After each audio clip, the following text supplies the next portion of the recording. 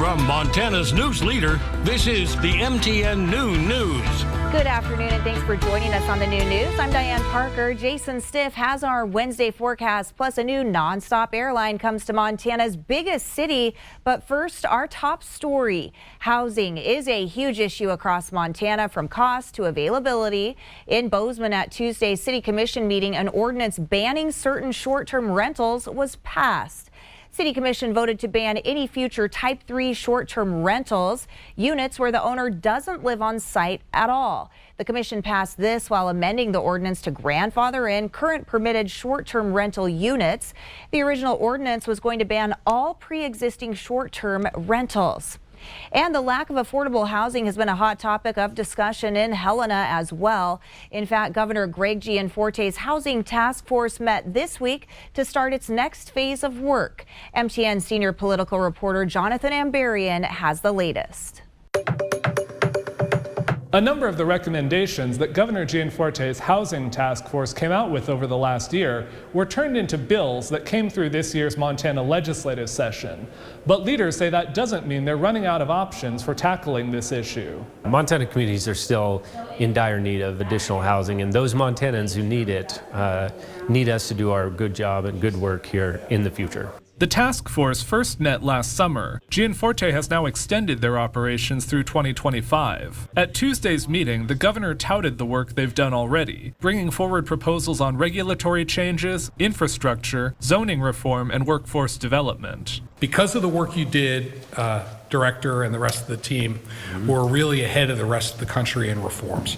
But as I say, better is always possible. Montana DEQ Director Chris Dorrington is chairing the task force. On Tuesday, he said he wants members to take a close look at housing projects around the state that have made it through the process or faced obstacles. I think we will find themes that will come forward to the task force. We'll be able to ask a lot of questions, dig into what is missing or what did win, and carry that forward in a new set of recommendations and possibly refinement. Some task force members said after the proposals they've already made, it might require some creative thinking to find the next set of recommendations. I think some of the solutions now would probably be a little harder to come by.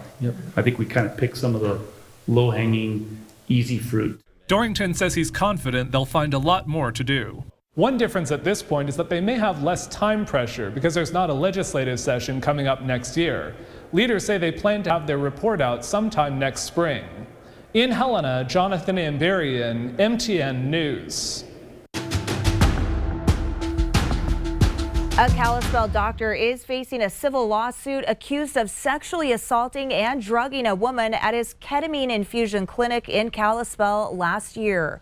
According to the complaint filed in U.S. District Court September 15th, Dr. David Durkin of Ketamine Infusion of Montana is accused of assaulting a pharmaceutical representative who was visiting Kalispell for work in May of 2022.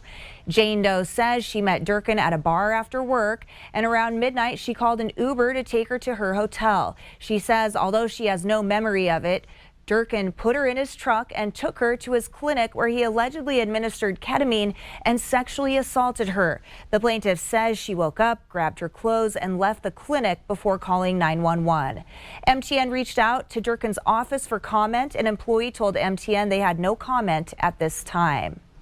A Billings man, James Kirby King, has been accused of 20 counts, including sexual abuse of children, child pornography, and other crimes dating back more than 3 decades. King pleaded not guilty on Tuesday in federal court. The allegations against him involve multiple victims dating back 31 years. The FBI is asking anyone with information about the alleged sexual abuse of children to come forward. King has lived in multiple locations across Montana, including the Fort Belknap Reservation, Billings, Ashland, and the Northern Cheyenne Reservation. Now we go to Big Timber, where city water is back on this noon, but a boil order is now in place.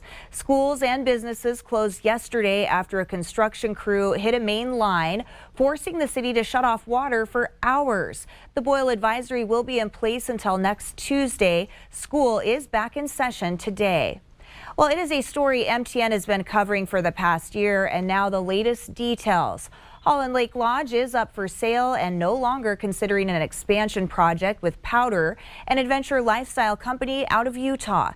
The expansion proposal for the historic lodge in the Flathead National Forest would have nearly tripled the existing footprint of the lodge, which sits at its base of the Swan Mountain Range. The proposal drew controversy from opposition groups, citing potential environmental impacts and a lack of transparency from the Forest Service. Wyoming wildlife officials are watching a grizzly bear spotted within Cody city limits. The animal isn't leaving despite efforts to haze it away. It was first seen near Paulstock Nature Trail near several homes. Game and Fish is floating the river to monitor for the bear, and the city has been posting signs to alert of its presence.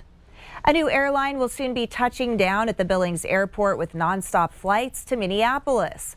Low-cost carrier Sun Country Airlines will begin service in June of next year until August of 2024.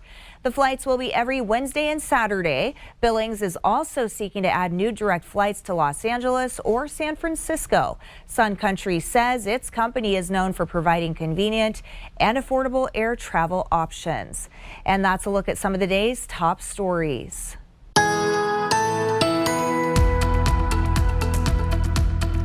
Hey, good Wednesday afternoon, everyone. A little bit quieter weather day for Montana. Not completely quiet, but definitely quieter than yesterday. We still have some spotty showers that are trying to fall, mainly along the high line from just south of Cut Bank toward the Havre area, but little of this is actually hitting the ground. We still have more wind than anything else, just thankfully not as much wind as we had to deal with yesterday. The temperatures for most of us already warmer than average. It's 57 degrees with lots of gusty wind around Havre, 61 degrees in Lewistown, 57 degrees in Billings, and 56 degrees in Helena. The temperature change, certainly a big change for the eastern half of the state. We've already had that cold front move through, but with the east front of the Rocky Mountains, it's a little bit warmer than it was yesterday because we still have the gusty wind. Now, the strongest wind gusts in the last 24 hours still have been right around the Cut Bank area, also around Great Falls. And the strong wind gusts for the east, those were actually really early this morning. We have big changes in the 7-day forecast. I'll have that coming up in a minute.